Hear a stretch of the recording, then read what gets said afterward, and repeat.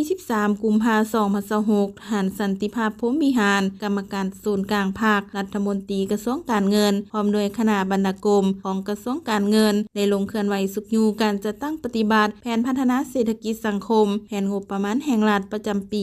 2025และทิศทางแผนเวียกจุดซุมในปี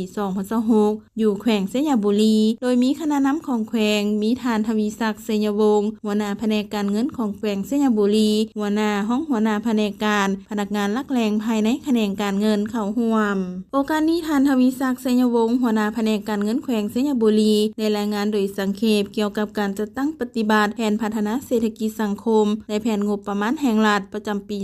2025ซึ่งได้ยกให้เห็นสภาพรวมของการพัฒนาข้อสะดวกข้อยุ่งยากสิ่งท้าทายต่างๆต่อการพัฒนาเศรษฐกิจสังคมของแขวงเสยบุรีแต่ภายใต้การนำพาสีนำของคณะภาคองค์การปกครองแขวงทุกคันเฮ็ดให้สภาพเศรษฐกิจมีการขยายตัวอยู่ในระดับ 5.3% เดือนคาดหมาย 0.3% รวมยอดผลิตภัณฑ์ภายในบรรลุ 24,000 ตื้อกว่ากีบเฉลี่ยต่อหัวคนบรรลุ $2,567 ดอลลาร์สหรัฐด้านรายรับในปี2025ได้รับตัวเลขแผนรายรับทางผู้ศูนย์กลางปฏิบัติอยู่ท้องถิ่นรวมแผนดัดแก้ทั้งหมด 2,767.26 ตื้อกีบเทียบใส่แผนปีผ่านมาเพิ่มขึ้น 32.07% เป็นเงิน 672.08 ตื้อกีบแต่ปฏิบัติได้ทั้งหมด 2,749.16 ตื้อกีบเท่ากับ 99.78% ของแผนดัดแก้ในนี้ผู้ศูนย์กลางปฏิบัติอยู่ท้องถิ่นแผนการ 1,355.20 ตื้อกีบปฏิบัติได้ 1,232.44 ตื้อกีบเท่ากับ 90.94% ของแผนการปีรายรับภายในแขวงแผนดัดแก้ทั้งหมด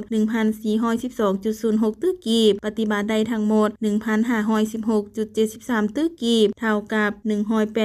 108.33% ของแผนดัดแก้ลื่นแผนการ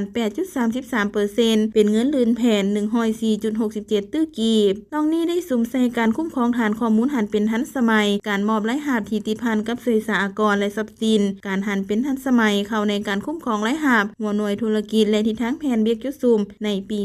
2026โอกาสนี้ท่านสันติภาพพรหมวิหารรัฐมนตรีกระทรวงการเงินได้ผัดเปลี่ยนกันมีคำเห็นโอลมต่อกองประชุมซึ่งได้แสดงความย่องยอสมเสยมายังคณะภาคคณะนำของแขวงที่ได้เอาใจใส่ชี้นำพาอย่างใกล้ชิดต่อกับผลสำเร็จดังกล่าวพร้อมนี้ท่านรัฐมนตรีกระทรวงการเงินได้เน้นบางปัญหาติดพันกับการพัฒนาเศรษฐกิจและแขนงการเงินเพื่อเป็นทิศทางนำไปค้นคว้าพันขยายเป็นอันละเอียดพร้อมกันสุมใส่จัดตั้งปฏิบัติบรรดาหน้าเวียกต่างๆที่ได้วางไว้ยกสูงความเป็นเจ้าการทางด้านเศรษฐกิจตามทิศการสร้างเศรษฐกิจเอกราชเป็นเจ้าตนเองในระยะใหม่